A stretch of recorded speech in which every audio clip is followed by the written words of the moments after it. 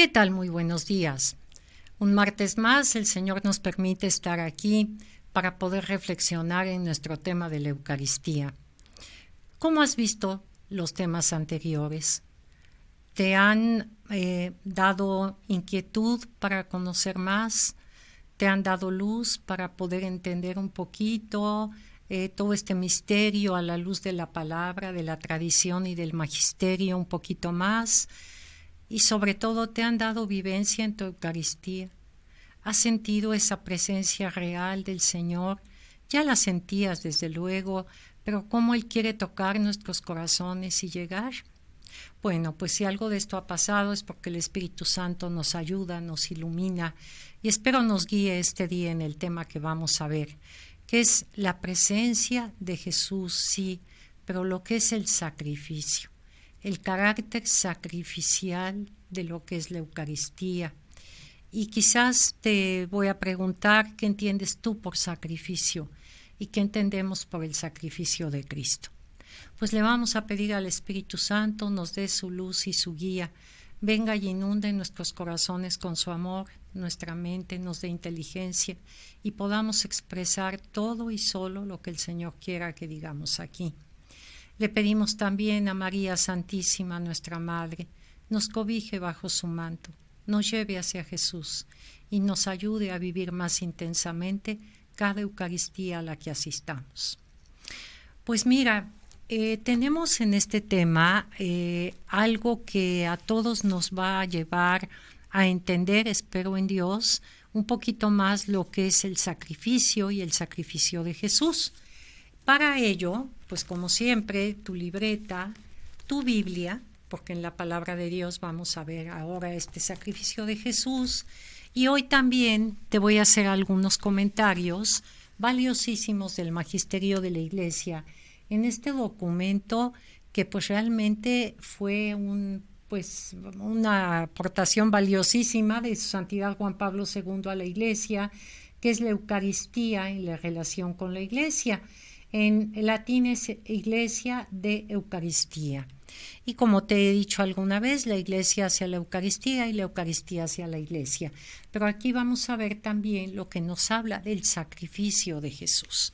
Entonces, pues para hablar de esto, primero vamos a ver que la Eucaristía, nos dice, es la reactualización sacramental del sacrificio de la cruz.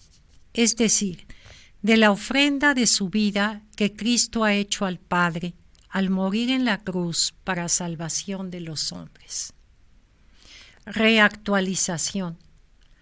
Cada celebración es una actualidad del hecho que sucedió. Anamnesis, conmemoración, lo que hemos hablado. Sacramental, bajo los signos, sí. ¿De qué? De la ofrenda de la vida de Cristo que le hizo al Padre. Y esa ofrenda de la vida de Cristo incluye todo su ser, pero vamos a llegar al momento culminante de la cruz donde le da hasta la última gota de sangre, como nos dirá San Juan cuando es traspasado por la lanza que sale sangre y agua de su costado. En la celebración eucarística tenemos los signos del pan y del vino y vamos celebrándola día a día. Desde el primer domingo ya del Día del Señor que hemos hablado, las comunidades lo celebraban, ¿hasta cuándo? El Señor nos dijo, estaré con ustedes hasta el fin del mundo. Y entonces la Eucaristía nos lleva caminando a ese banquete escatológico del final de los tiempos, a donde todos nos encontraremos con el Señor después de la resurrección de los muertos y a donde podremos llegar a esa felicidad sin fin de la eternidad, que muchas veces no comprendemos, o más bien no comprendemos, pero afirmamos que existe esa eternidad. Entonces la celebración de la Eucaristía nos alimenta y nos prepara para poder llegar a esa eternidad. Hasta la segunda venida de Cristo, la Iglesia ofrece al Padre el sacrificio de Cristo y con Cristo se ofrece al Padre. ¿Te acuerdas que se dice por Cristo, con Él y en Él? Pero es un sacrificio vivo, santo y agradable a Dios. practicando de este modo un culto espiritual. Sacrificio solo hay uno, el de Cristo. Desde la muerte de Cristo hasta el final de los tiempos y hasta la eternidad. Ahora, todo esto, si nos vamos a la palabra de Dios, vamos a encontrar en el capítulo, 9 y 10 en especial de la carta a los Hebreos. Pero si tú conoces un poquito de la palabra de Dios y si no, te hago notar que la carta a los Hebreos a partir del capítulo 8, fíjate que nos dice. Este es el punto capital de cuanto venimos diciendo, que tenemos un sumo sacerdote tal que se sentó a la diestra del trono de la majestad en los cielos, al servicio del santuario y de la tienda verdadera erigida por el Señor, no por un hombre, porque todo sumo sacerdote está instituido para ofrecer dones y sacrificios. Sí, pero el único eterno sacerdote es Jesús. Por eso en el verso 8 nos dice: mas ahora ha obtenido él un ministerio tanto mejor como es mediador de una mejor alianza, como fundada en promesa de las mejores. Pues si la primera alianza fue irreprochable, no habría lugar para una segunda. La primera alianza la que hizo Dios con Moisés. Pero ahora al decir nueva, nos dice el versículo 13, declaró anticuada la primera, y lo anticuado y viejo a punto de cesar. Y en el capítulo 9 nos va a hablar entonces de cómo se presenta Cristo para esa nueva y eterna alianza. Alianza que es entregarnos Dios esa comunión de vida con Él por un pacto, por una presencia, por una voluntad salvífica, y que va a tener la realización plena, la segunda, nueva y eterna alianza con la venida de Cristo. Y nos dice entonces el capítulo, estoy en la carta a los Hebreos, capítulo 9, versos 11 y siguientes. Pero se presentó Cristo como sumo sacerdote de los bienes futuros, a través de la tienda mayor y más perfecta, no fabricada por mano de hombre, es decir, de este mundo. Penetró en el santuario una vez para siempre, no con sangre de machos cabríos, sino con su propia sangre, consiguiendo así la redención eterna. Si la sangre de machos cabríos y la ceniza de vaca santifica con la aspersión a los contaminados, en orden de purificación de la carne, cuánto más la sangre de Cristo, que por el Espíritu Eterno se ofreció a sí mismo sin tacha a Dios, purificará de las obras muertas nuestra conciencia para rendir culto a Dios vivo. Y dice la palabra de Dios: Cristo sella con su sangre la nueva alianza. Y en el capítulo 9, pero voy al verso 24, dice: no penetró Cristo en un santuario hecho por mano de hombre, en una reproducción del verdadero, sino en el mismo cielo, para presentarse ahora ante el acatamiento de Dios, pero en favor nuestro. Y no para ofrecerse a sí mismo repetidas veces, al modo como el sumo sacerdote entra cada año en el santuario con sangre ajena. Para ello habría tenido que sufrir muchas veces, sino que se ha manifestado ahora una sola vez, en la plenitud de los tiempos, para la destrucción del pecado mediante su sacrificio. Y del mismo modo que esté establecido que los hombres mueran una sola vez y luego el juicio, así también Cristo, después de haberse ofrecido una sola vez para quitar los pecados del mundo, se aparecerá por segunda vez, sin relación ya con el pecado, a los que le esperan para su salvación. Aquí dejo la palabra de Dios. Entonces, santuario. ¿Cuál era el santuario? El templo de Jerusalén. ¿Cuál es el nuevo templo? El cuerpo de Jesús. Culto. ¿Cuál era el antiguo culto? En el santuario, el Santa Santorum, el sumo sacerdote, los machos cabríos, los toros, todas esas ofrendas que hacían en el atrio del templo de Jerusalén. ¿Cuál es el único sacrificio agradable al Padre?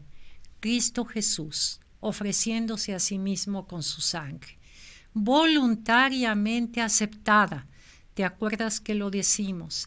Esto es voluntariamente aceptado por Cristo. ¿Cuántas veces tendría que morir Cristo? Una sola vez y para siempre. ¿A quiénes abarca en su muerte para expiación del pecado? A todos con los que vino a compartir su condición humana. Él, como Hijo de Dios, tiene ontológicamente el ser de Dios. Él es el Verbo, Él es eterno, Él es la segunda persona de la Trinidad. Pero al encarnarse por obra del Espíritu Santo en la Virgen María, toma nuestra humanidad, carne, huesos, todo lo que tenemos. Como nos dirá San Pablo, todo menos el pecado. Entonces, al morir Cristo en esa humanidad unida a su divinidad, ha venido a rescatar a todos los hombres y mujeres que tenemos su humanidad y presenta su sangre como la única que puede lograr la expiación ante el Padre. Ya no hay machos cabríos, ya no hay sacrificios en el templo, solamente el sacrificio de Cristo. Entonces, vamos a ver cómo nos presenta la Iglesia esto y vamos a analizar qué es el sacrificio y lo que vivimos. En esta encíclica de la Iglesia y la Eucaristía, a lo mejor tú la tienes en casa, y si no, pues son documentos muy económicos, pero muy ricos en su contenido que debíamos tener.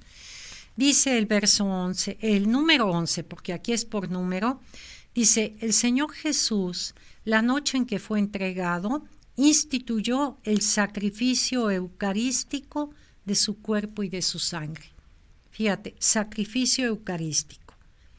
En ella está inscrito de forma indeleble el acontecimiento de la pasión y muerte del Señor. No solo lo evoca, sino que lo hace sacramentalmente presente. Él lo instituyó esa noche y sufrió la pasión y la muerte. Pero cada vez que se evoca esa noche, esa entrega y ese sacrificio, se hace sacramentalmente presente. Entonces, la Iglesia ha recibido la Eucaristía de Cristo su Señor, no solo como un don entre muchos, sino el don por excelencia, porque es el don de sí mismo, de su persona, de su santa humanidad y además de su obra de salvación. Se hace realmente presente este acontecimiento central de salvación y se realiza la obra de nuestra redención. Esto nos dice el número 11.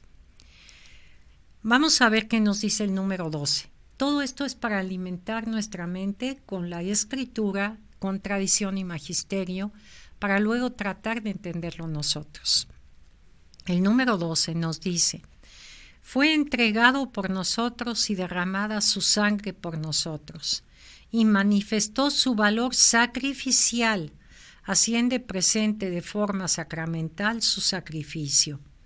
Por lo tanto, la misa es a la vez e inseparablemente el memorial sacrificial en que se perpetúa el sacrificio de la cruz y el banquete sagrado de la comunión en el cuerpo y la sangre del Señor. Voy a comentar aquí. El memorial sacrificial. Estamos recordando un sacrificio único y eterno. La Iglesia vive del sacrificio redentor. La Eucaristía aplica a los hombres de hoy la reconciliación obtenida por Cristo. A ver, aquí te hago un paréntesis. Estamos diciendo que esa noche se instituye por la entrega de Jesús la Eucaristía y el sacrificio. Que en la misa se ofrece este sacrificio de Cristo. Sí, que es el sacrificio redentor, la sangre de la expiación. Pero entonces, es la Eucaristía, la celebración de la Eucaristía, la que aplica a los hombres de hoy la reconciliación obtenida por Cristo. ¿Cómo puedo hacer ahora ya individualmente mía esta redención, esta reconciliación que me ha obtenido Cristo? Asistiendo a la Eucaristía. ¿Y dónde puedo asistir a la Eucaristía? A la iglesia. ¿Y cuál iglesia celebra la Eucaristía? La fundada por Cristo. Aquella a la que dijo a Pedro, sobre ti edificaré mi iglesia. Y aquella que estando 12 apóstoles les dijo a ellos, les dijo, tomad y comed, este es mi cuerpo, haced esto en memoria mía. Ahí es en donde yo puedo obtener esa redención y reconciliación que a Cristo le costó su sangre, le costó sudar sangre en el huerto de los olivos, sudó tomar esa copa de ese cáliz para poder redimirme y redimirnos. Y en la iglesia es donde me da Jesús este don para que yo lo reciba. Entonces, el sacrificio de Cristo y el sacrificio de la Eucaristía que hoy se celebra son nuestro único sacrificio.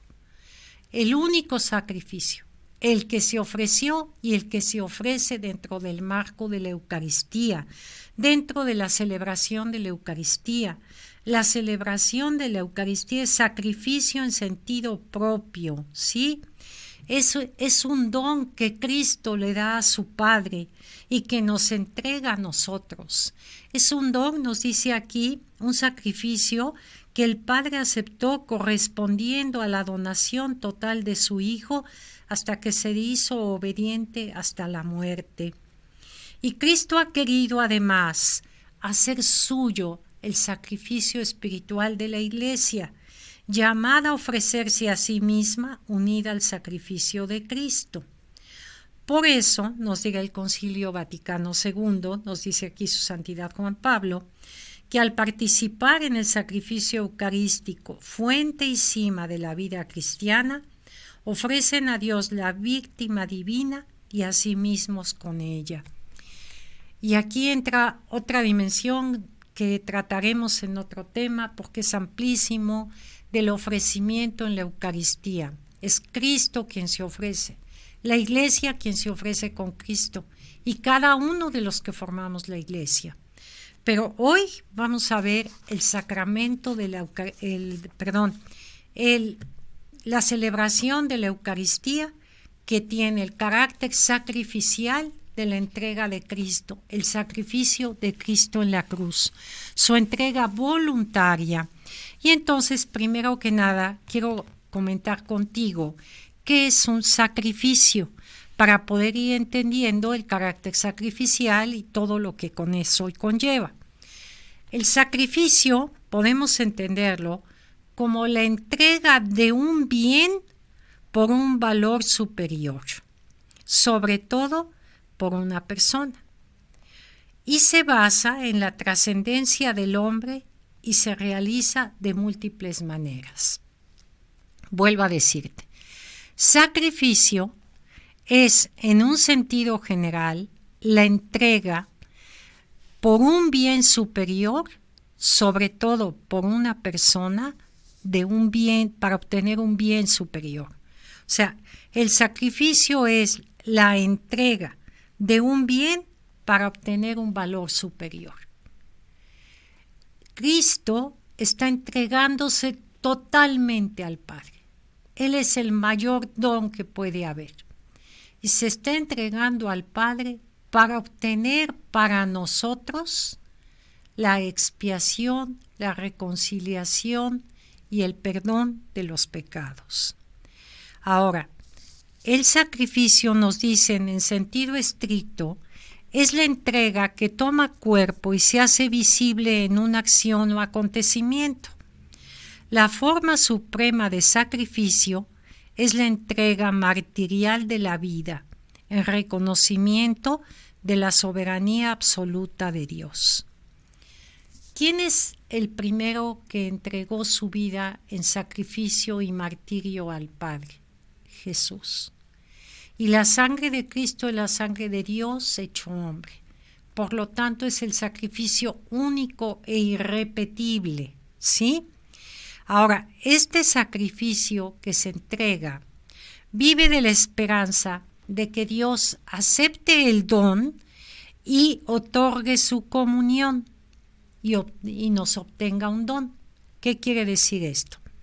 El sacrificio de Cristo que se entrega al Padre nos obtiene el don de la reconciliación.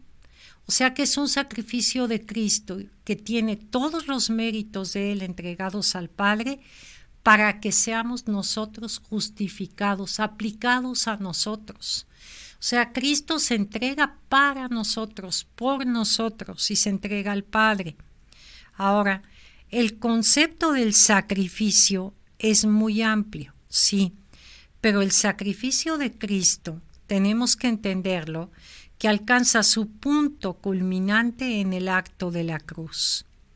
Y entonces nos remite a la carta a los Hebreos, que vamos a leer ahorita 2 versículos, en el capítulo 10, los versos del 5 al 10.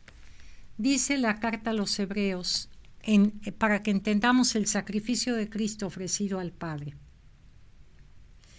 Por eso al entrar en este mundo dice, o sea, Jesús, sacrificio y oblación no quisiste, pero me has formado un cuerpo. Holocaustos y sacrificios por el pecado no te agradaron. Entonces dije, he aquí que vengo pues de mí, está escrito en el rollo del libro, hacer, oh Dios, tu voluntad.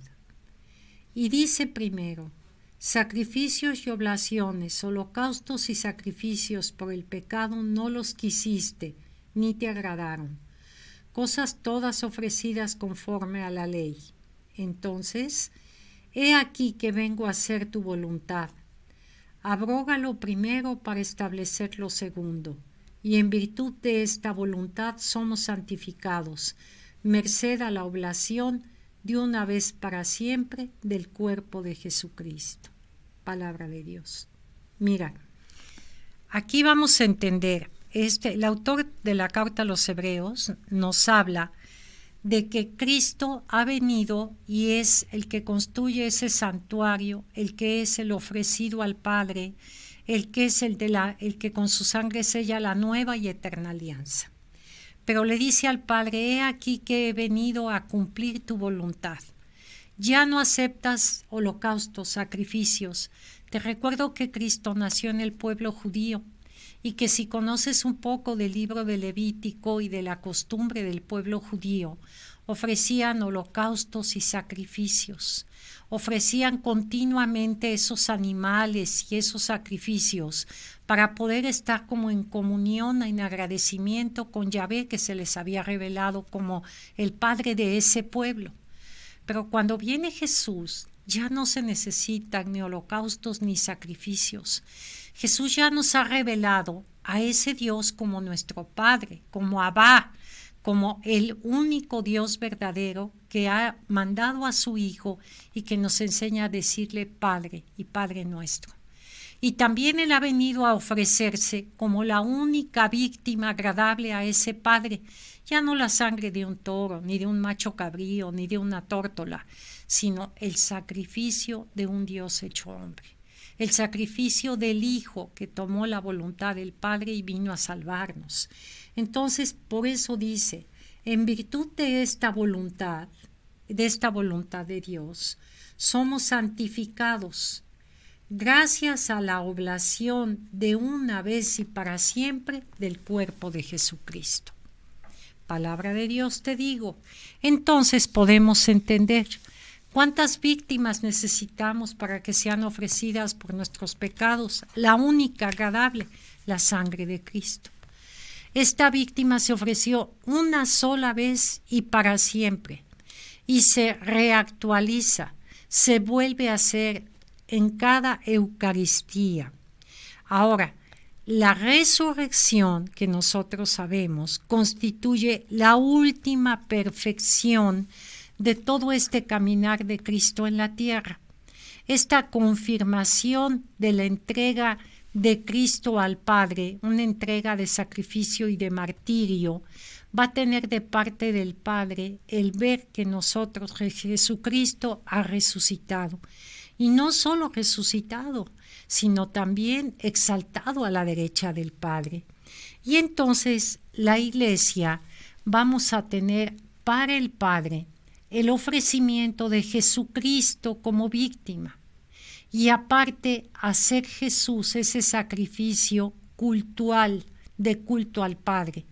Y se une el sacrificio de su muerte con el sacrificio de culto al Padre. Y todo esto es por la autoentrega de Jesús. Y todo esto es por la voluntad de Jesús de cumplir la voluntad del Padre.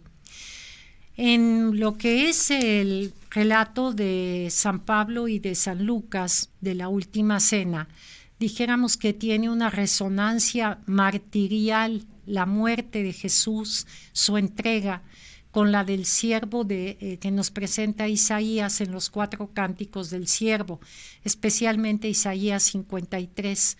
¿Te acuerdas aquel que ya no tenía rostro humano? Que Jesús es el siervo verdaderamente profetizado por Isaías. Pero ahí tenemos esa muerte martirial, sacrificial de Jesús anunciada siglos antes. Sin embargo, también si analizamos un poquito el texto de la institución de la fórmula del cáliz empleada por San Marcos, cuando habla de la sangre de la alianza, damos también otro paso. Te recuerdo que en el Éxodo Yahvé hace una alianza con Moisés y esa alianza la tenemos en el Éxodo 19 en lo que llamamos la teofanía, cuando hace Dios una alianza y dice yo seré tu Dios, tú serás mi pueblo. Pero después en el capítulo 24 del libro del Éxodo sella, firma Moisés esta alianza de parte del pueblo con Dios y es en el Éxodo 24, verso 8, que Moisés hace la aspersión de la sangre de un cordero, entonces la antigua alianza de un toro, y hace la aspersión de la alianza sobre el altar y sobre el pueblo, haciendo esa firma de alianza que decía, el que no cumpla con esta parte será abierto en canal como este animal, en la forma de hablar del pueblo judío que se llamaba cortar berit, o sea, abrir en canal y ofrecer la sangre para una alianza. La tenemos en Génesis cuando Abraham, la tenemos en el Éxodo con Moisés. Entonces era una forma con la sangre de sellar ese pacto y esa alianza. Pues San Marcos, al ponernos la sangre de la alianza, nos está remitiendo que la sangre de Cristo es ahora la sangre de la nueva alianza. Ya no la del cordero, del macho cabrío, del toro, es la sangre de Cristo. Y por eso, cuando es el pan y es el vino, es el cuerpo y es la sangre, tiene todo el sentido sacrificial, martirial, la unión de todo ese Antiguo Testamento en una plenitud de tiempo de entrega y de realización de las promesas, de las profecías, porque ahora sí vamos en esta era mesiánica a ser redimidos por la misma entrega de Cristo. Y entonces la Eucaristía que celebramos tiene un carácter sacrificial y también tiene un sacrificio cultural, porque estamos dando con ese sacrificio culto al Padre. Y esa sangre de la nueva alianza, de la alianza, tiene una analogía con la antigua alianza cuando Moisés y en el Éxodo. Ahora, en la Eucaristía tenemos, por lo tanto, el ofrecimiento y el culto, ¿sí?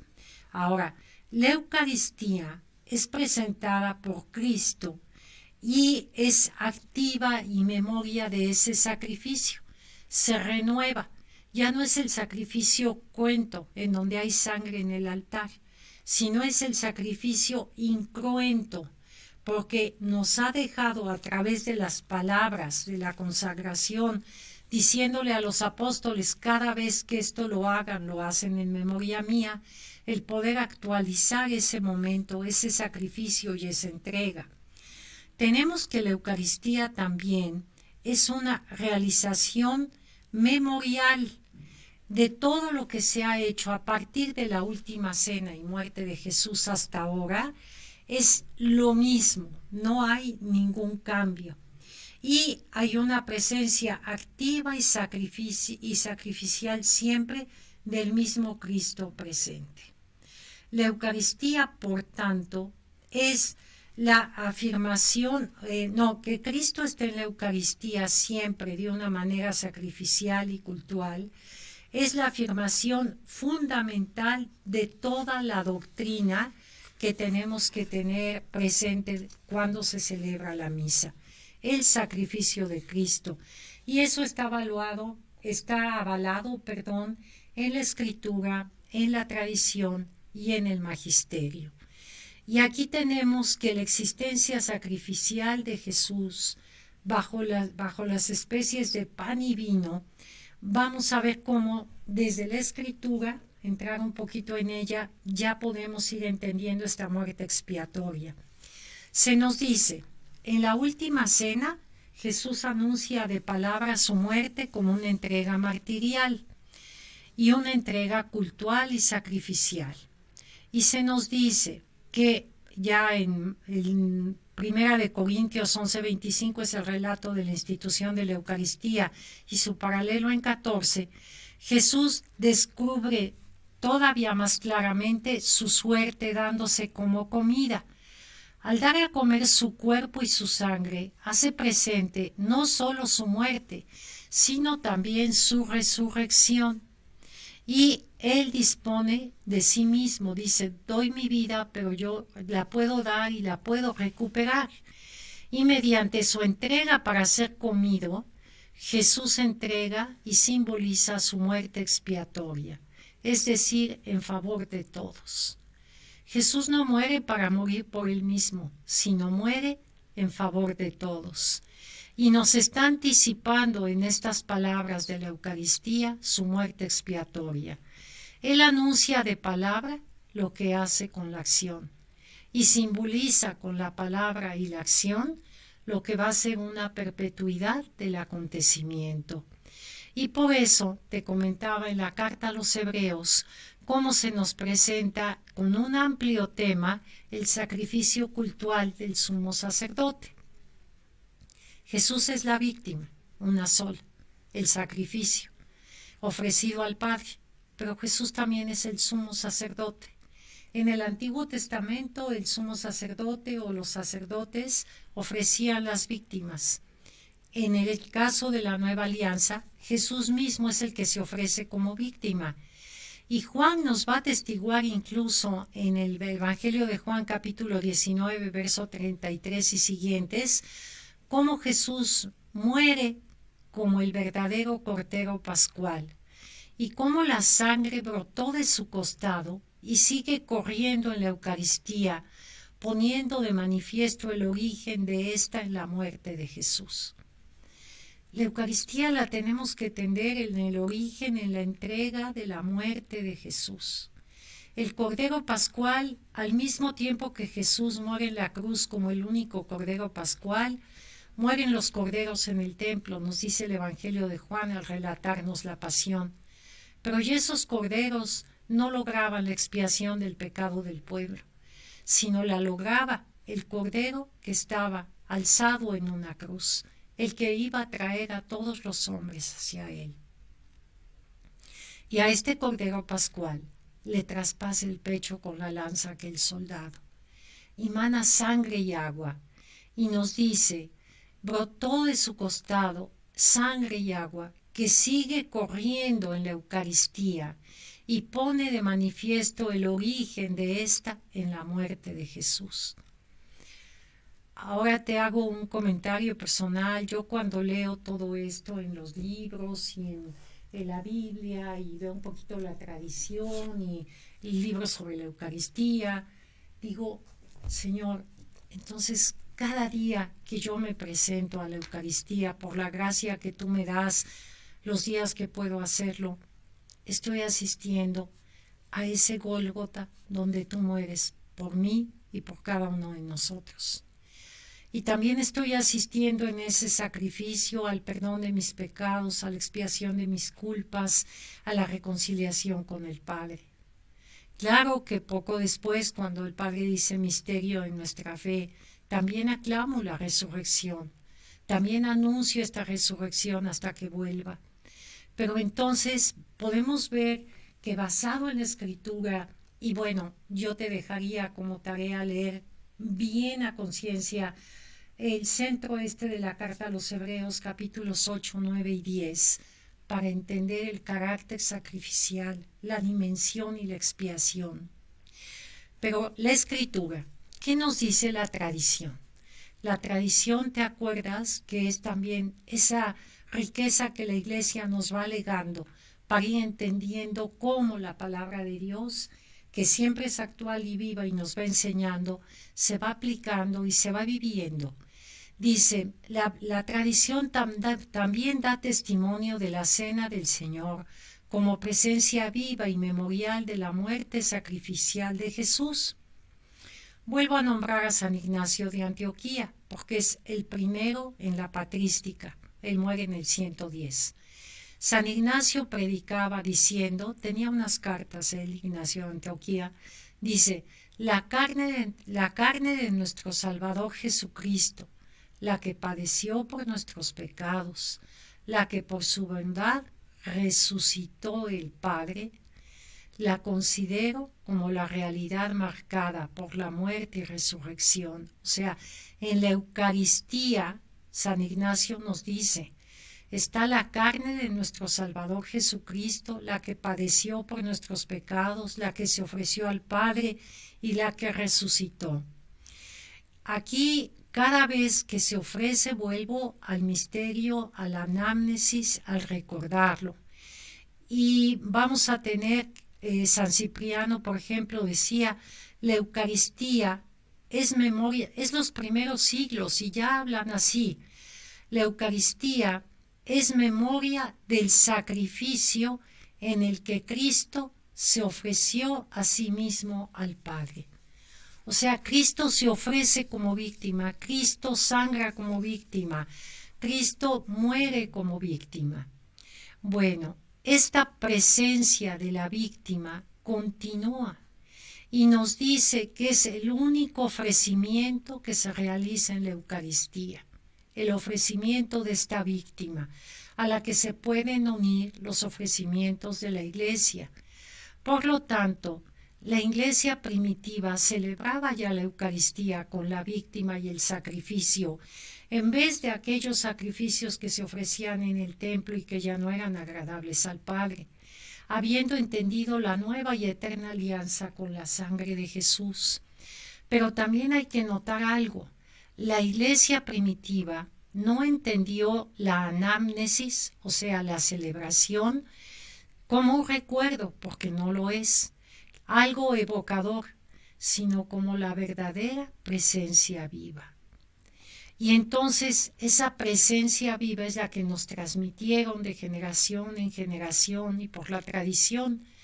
Y por eso, ahora, como nos dice la carta a los Hebreos, toma aquí el texto, ahora ofrecemos el mismo sacrificio de Cristo en la cruz que entonces fue ofrecido por el pontífice y que siempre será el mismo.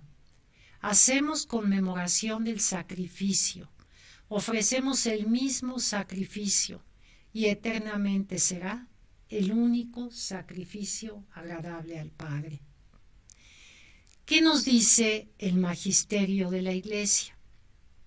Mira, te hago una aclaración por si en algún momento yo te confundo.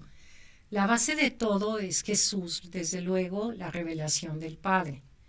La Escritura, que es por obra del Espíritu Santo, la Escritura.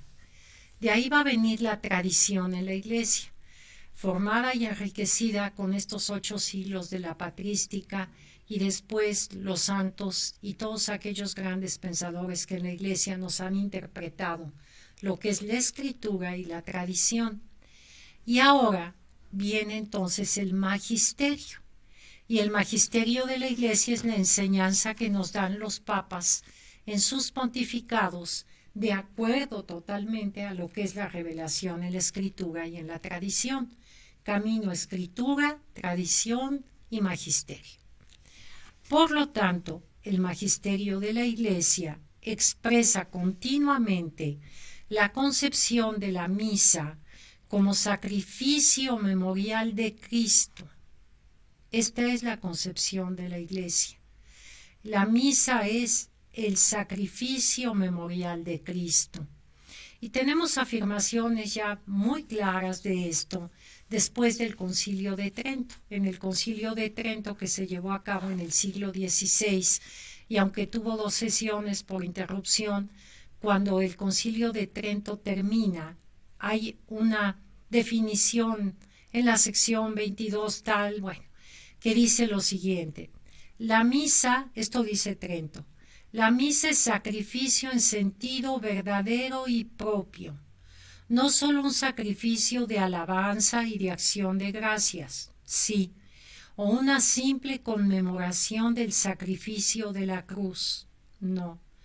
La misa es sacrificio propiciatorio en favor de vivos y difuntos.